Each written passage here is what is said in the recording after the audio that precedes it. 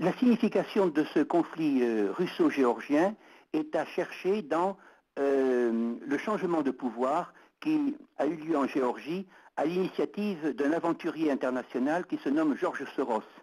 et qui a permis à toute une mafia américaine de prendre le contrôle du pays. Et aujourd'hui encore, une spécialiste à la télévision belge a indiqué que de nombreux instructeurs israéliens sont à pied d'œuvre en Géorgie pour pouvoir pousser ce pays à affirmer, disons, son autorité. En réalité, le but de la politique géorgienne est d'appeler à son secours la puissance américaine, c'est-à-dire de donner à celle-ci l'occasion d'intervenir, de mettre le pied dans cette région du monde et d'ouvrir avec la Russie un champ de bataille, disons, permanent, afin justement d'élargir la zone d'influence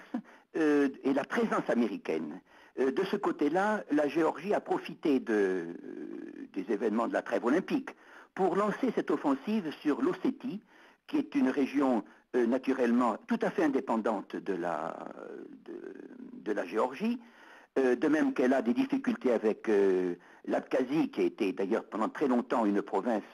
chrétienne devenue musulmane. En réalité, je ne dis pas que tous les torts viennent de la Géorgie, mais tous les torts viennent des dirigeants géorgiens qui veulent profiter justement de querelles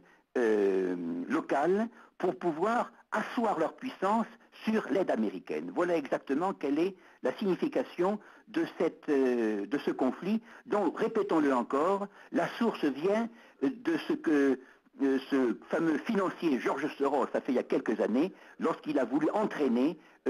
toute une équipe géorgienne dans le camp, disons, des intrigues et de la stratégie américaine.